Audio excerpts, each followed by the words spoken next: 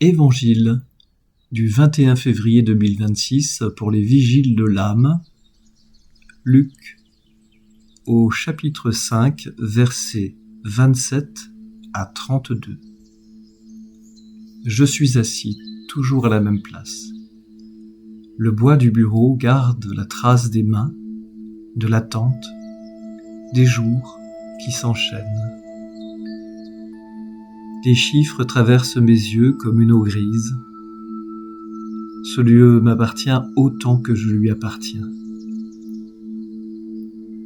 Des pas résonnent au loin, le bruit s'approche, résonne autrement. L'air se fait plus dense, plus vivant. Une présence se tient là. Je lève les yeux.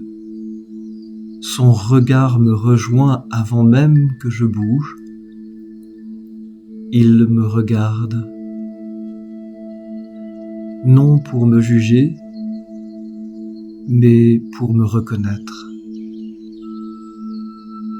Son regard me voit ailleurs, plus loin que cette table et ses colonnes de chiffres. Je ne savais pas que j'attendais cela. Et pourtant, quelque chose en moi se tait. Une paix brève, inattendue, non possédée. Comme si je me découvrais vu avant d'avoir consenti. Sa parole m'atteint simplement. Suis-moi.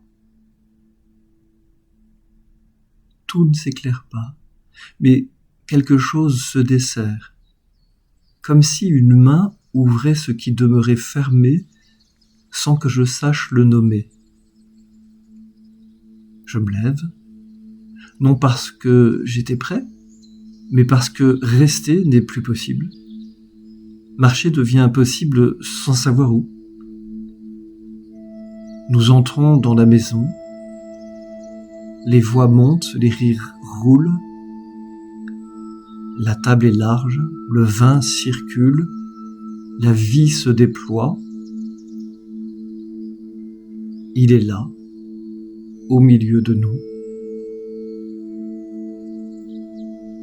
Je contemple la manière dont il partage le pain, accueille chacun, fait place à ceux qui respirent, sans trier ni corriger.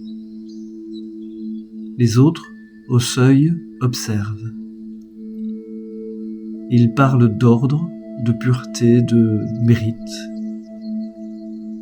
Lui répond avec douceur, comme une source ouverte. Ceux qui se croient en bonne santé n'ont pas besoin du médecin. Alors je comprends sans saisir entièrement, la guérison n'est pas un retour, c'est un passage. Non pas une récompense, mais une traversée qui commence ici, à table. Il ne m'a pas appelé parce que j'étais disponible, il m'a appelé et c'est ainsi que quelque chose en moi s'est rendu disponible. La table demeure dressée, le pain continue de circuler, sa parole ouvre encore. Et moi, désormais, où suis-je appelé à demeurer ? Amen.